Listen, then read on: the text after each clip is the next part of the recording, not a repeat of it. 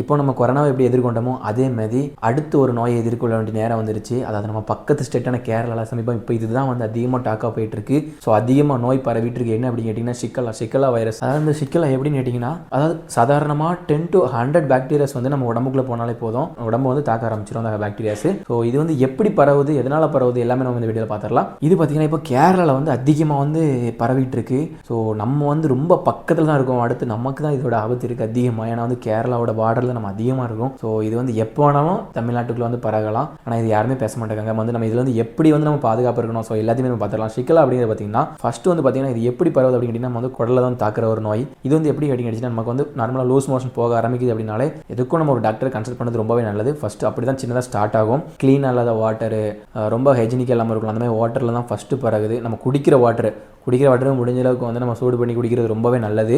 அதாவது ஃபுட்டு வந்து பார்த்திங்கன்னா, நம்ம வந்து ஸ்ட்ரீட் ஃபுட்டு, ஹோட்டல் ஃபுட்டு அதெல்லாம் வந்து முடிஞ்ச அளவு அவாய்ட் பண்ணோம். ஏன்னா கேரளாவில் வந்து ஒரு பேக்கரியில் வந்து செக் பண்ணியிருக்காங்க, பைனாப்பிள் ஜூஸ் எடுத்து செக் பண்ணியிருக்காங்க. பைனாப்பிள் ஜூஸில் வந்து அந்த பாக்டீரியா வந்து கலந்துருக்கு. ஸோ இந்த மாதிரி வந்து நம்ம ரோட் சைடு ஃபுட்டை வந்து அவாய்ட் பண்ணணும் கம்பல்சரி. ஏன்னா ரோட் சைடு ஃபுட்டில் வந்து இந்த மாதிரி பரவதுக்கு அதிகமாக சான்ஸ் இருக்குது. ஹைஜீனிக் இல்லைனாலே கம்பல்சரி இது வந்து பரவும். வெஜிடபிள்ஸாக இருக்கட்டும், ஃப்ரூட்ஸாக இருக்கட்டும், இந்த மாதிரி அந்த ஃப்ரூட்ஸுமே நம்ம நல்லா வாஷ் பண்ணி தான் நம்ம சாப்பிட்றோம். ஏன்னா அதுலேயுமே வந்து பரவுக்கு ரொம்பவே சான்சஸ் இருக்குது. ஒன்று கை கழுவாமல் வந்து சாப்பிடுவோம். அந்த மாதிரி நம்ம கையை வந்து ஹேண்ட் நல்லா வாஷ் பண்ணிவிட்டு சானிடைசர் போட்டு வாஷ் பண்ணிட்டு சாப்பிடணும். இல்லை அப்படின்னா நமக்கு அதில் வந்து பாதிப்படைய அதிக வாய்ப்பு இருக்குது. சிக்கலா மூலமாக ஏதாவது பாதிக்கப்பட்ட நபர் இருந்தால் அவங்ககிட்ட நம்ம ரொம்ப கேர்ஃபுல்லாக இருக்கணும். அவங்க மூலமாக வந்து பரவதுக்கு ரொம்பவே சான்சஸ் இருக்குது. நம்ம வேகமாக பரவும். மாசுபட்ட நீர், அதாவது இப்போ வந்து நம்ம வந்து பாத்ரூம் யூஸ் பண்ணுறதா இருக்கட்டும், அப்புறம் வந்து கழிவு நீர் ரோட் சைடில் அப்படிலாம் இருக்கலாம். ஸோ அது மூலமாக வந்து வேகமாக வந்து பரவும். இது கேரளாவில் பார்த்தீங்கன்னா இது வந்து எங்கெல்லாம் அதிகமாக வந்து பரவிருக்கு அப்படின்னு கேட்டிங்கன்னா, கோழிக்கோடு, கொல்லம், திருவனந்தபுரம் இந்த மாதிரி இடங்கள் வந்து அதிகமாக வந்து பரவிட்டு இருக்கு. அவங்களாம் வந்து அதிகமாக கண்காணிச்சிட்டு இருக்காங்க. இதனால் வந்து 5 பேர் வந்து உயிரிழந்திருக்காங்க. 155 பேருக்கு பாதிப்பு ஏற்பட்டிருக்கு. எப்படி வந்து நம்ம இதை கண்டுபிடிக்கலாம் அப்படின்னு கேட்டிங்கன்னா, ஃபஸ்ட்டு பார்த்திங்கன்னா லூஸ் மோஷன் போகும். ஸோ நம்ம சாதாரண லூஸ் மோஷன் தானே, அது வந்து மாத்திரை டேப்லெட் எதாவது எடுத்துகிட்டு சரியாயிரும் நினைப்போம். பட் ஆனால் கண்டிப்பாக அது கிடையாது. நம்ம வந்து ரொம்பவே கேர்ஃபுல்லாக செக் பண்ணணும். அந்த மாதிரி இருந்துச்சு அப்படின்னா நம்ம உடனே டாக்டர் கன்சல்ட் பண்ணணும். மொதல் இதோட சிம்டம்ஸே லோஸ் மோஷனாக இருக்கும். அதுக்கப்புறம் வந்து ஸ்டொமக் பெயின் வந்தாலுமே சாதாரண வர பெயின் தானே அப்படின்னு சொல்லிட்டு நம்ம வந்து அதை வந்து விடக்கூடாது எளிதில். ஏன்னா நம்ம வந்து டாக்டர்கிட்ட அதையும் கன்சல்ட் பண்ணணும். காய்ச்சல் இருந்தாலுமே நம்ம எதுக்குமே உடனே டாக்டரை கன்சல்ட் பண்ணி ஒரு இன்ஜெக்ஷன் போடுறதோ டேப்லெட் எடுத்துக்கிறதோ ரொம்பவே நல்லது. வாமிட்டிங் இருந்தாலுமே நம்ம செக் பண்ணணும். ஏன்னா வாமிட்டிங் நார்மலாக நிறைய பேருக்கு வரும். இந்த ட்ராவல் பண்ணுறவங்க அந்த மாதிரிலாம் வரும். ஸோ இருந்தாலுமே நம்ம நார்மலாக வாமிட்டிங் வருது அப்படின்னாலும் அதையும் நம்ம செக் பண்ணணும். ஏன்னா ரொம்பவே கேர்ஃபுல்லாக இருக்கும் இந்த சிச்சுவேஷன். இப்போ சிக்கலாக வந்து அவ்வளோ வேகமாக பரவிக்கிட்டு இருக்குது. பாடி வந்து பார்த்திங்கன்னா அதிகமாக வந்து டீஹைட்ரேட் ஆகும். நம்ம வந்து ரொம்பவே எந்த வேலையும் செய்ய முடியாது. ரொம்பவே நம்ம வந்து சோர்வாக இருப்போம். ஸோ இது மூலமாகவும் சிக்கலாக இருக்கிறத நம்ம வந்து ஃபைண்ட் அவுட் பண்ணிடலாம். இது வந்து குறைஞ்சது நம்ம 2-3 நாளே கண்டுபிடிச்சிடலாம் சிக்கலாக நம்ம உடம்புல இருக்குது அப்படின்னாலே. இப்போ வந்து பார்த்திங்கன்னா சிக்கலாக பார்த்து உலக நாடுகள் பயந்துட்டு இருக்காங்க. ஆல்ரெடி இது வந்த நோய் தான், ஆனால் இப்போ வந்து பயந்துட்டு இருக்காங்க. ஏன் அப்படின்னா, ஃபஸ்ட்டு சிக்கலாக வந்திருக்கும் போது ஆன்டிபயோட்டிக் மருந்து வந்து கண்டுபிடிச்சிருந்தாங்க. ஸோ அது வந்து அப்போ யூஸ் ஆச்சு.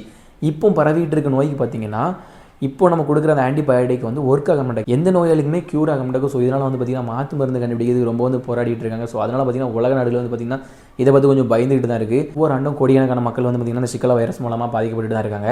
இதில் வந்து எங்கெல்லாம் அதிகமாக வந்து பாதிக்கப்படுறாங்க அப்படின்னு கேட்டிங்கன்னா, இந்தியாவாக இருக்கட்டும், பாகிஸ்தான், பங்களாதேஷ், அப்புறம் வந்து ஆப்பிரிக்கா. ஸோ இந்த மாதிரி இடத்துல வந்து இப்போ அதிகமாக வந்து பாதிக்கப்பட்டு இருக்காங்க மக்கள். இது வந்து பார்த்திங்கன்னா பொதுவாக வந்து இந்த வைரஸ் வந்து எல்லாருமே அவ்வளோ சீக்கிரத்தில் தாக்குறதுன்னு பார்த்திங்கன்னா முக்கியமாக குழந்தைங்க 5 வயசுக்குள்ளே இருக்க குழந்தைங்க, அதுக்கப்புறம் 40+ மேலே இருக்கவங்க, அவங்கள தான் வந்து அதிகமாக தாக்குது. ஏன்னா அவங்க தான் இதுவரை அதிகமாக பாதிக்கப்பட்டிருக்காங்க, ஃபைண்ட் அவுட் பண்ணியிருக்காங்க. இதில் வந்து நம்ம எப்படி நம்மளை வந்து பாதுகாத்துக்கலாம் அப்படின்னு கேட்டிங்கன்னா, முடிஞ்ச அளவுக்கு நம்ம வந்து அடிக்கடி வந்து ஹேண்ட் வாஷ் பண்ணணும். ஏன்னா நம்ம வந்து இப்போ ஏதாவது ஒரு நம்ம ஃபஸ்ட்டு காசை தொட்டிருந்தாலே அதுலேயுமே நிறைய வந்து நோய் இருக்கும். ஸோ காசை வந்து நம்ம வந்து எல்லார் மூலமாக பரவும். இப்போ என்கிட்ட இருக்க காசு நாளைக்கு உங்ககிட்ட வரும். அந்த மாதிரி தான் எல்லாருக்கிட்ட இருந்து வரும். அதனால் வந்து நம்ம காசை வந்து இப்போ ஏதாவது ஒரு தொட்டுட்டாலே நம்ம வந்து ஹேண்ட் வாஷ் பண்ணி முக்கியமாக நல்லா சானிடைஸ் பண்ணணும். அதுக்கப்புறம் ரோட் சைட் ஃபுட்டு நீங்கள் வந்து வெளியே எங்கேயாவது சாப்பிடுவீங்க, அதெல்லாம் வந்து கம்பல்சரி அவாய்ட் பண்ணி நல்லா ஆரோக்கியமான ஃபுட்டை பார்த்து வீட்டில் சாப்பிட்றது ரொம்பவே நல்லது. எனக்கு தெரிஞ்சு அதெல்லாம் அவங்க அவாய்ட் பண்ணிடணும். இந்த மாதிரி வந்து பார்த்திங்கன்னா நம்மளை வந்து நம்ம சுத்தமாக வச்சுக்கிட்டாலே, நம்மளையும் சரி நம்ம சுற்றி இருக்க இடங்களையும் சரி நம்ம சுத்தமாக வச்சுக்கிட்டாலுமே, அதாவது தண்ணி எதுவுமே தேங்க விடாமல் நீங்கள் வச்சுக்கிட்டாலுமே இந்த சிக்கலா வைரஸ் வந்து நம்மளை பாதுகாத்துக்கலாம். இப்போ பார்த்திங்கன்னா கேரளா பக்கத்தில் தான் இருக்குது. நம்ம வந்து பரவதுக்கு எவ்வளோ நேரம் ஆகும், கொஞ்சம் நேரம் கூட ஆகாது. நம்ம வந்து அதனால் ரொம்பவே கேர்ஃபுல்லாக இருக்குது நல்லது. இன்னுமே இப்போ நம்ம வந்து கேரளாவிலேருந்து அப்படியே நம்ம கன்னியாகுமரி வருது, கன்னியாகுமரியிலேருந்து அப்படியே திருநெல்வேலி. ஸோ அந்த மாதிரி பரவிச்சு அப்படின்னா ஒட்டுமொத்த இந்தியாவுக்குமே பரவும். ரொம்ப குயிக்காக பரவும். ஏன்னா வந்து கொரோனா இவ்வளோ வேகம் பரவிச்சு, அந்த மாதிரி பரவும். ஸோ இப்போதைக்கு ஆன்டிபயோட்டிக் வேறு கண்டுபிடிக்கலனும். அதனால் வந்து நம்மளே நம்ம பாதுகாத்து ரொம்ப இருக்கிறது, நம்ம வந்து ரொம்ப கேர்ஃபுல்லாக பாதுகாத்து இருக்கிறது நல்லது. கொரோனாவில் எப்படி இருந்தமோ அந்த அளவுக்கு இருந்து இப்போதைக்கு சேஃப்டியாக இருக்கணும். ஏன்னா வந்து இப்போலாம் அப்பப்போ வைரஸ் வந்துகிட்டே இருக்குது. நம்ம தான் பாதுகாத்துக்கிடணும். ஃபர்ஸ்ட் ஆஃப் ஆல் நம்ம வந்து ஹைஜீனிக்காக தான் நம்மளை வந்து எந்த நோயை வந்து அட்டாக் பண்ணாது. இந்த வீடியோ பார்த்திங்கன்னா முடிஞ்சளவு மக்கள்கிட்ட ஷேர் பண்ணுங்கள். ஏன்னா வந்து சிக்கலா வைரஸ் பற்றி நிறைய பேருக்கு இனிமேல் தெரியல, நிறைய பேர் யாருமே பேசலை.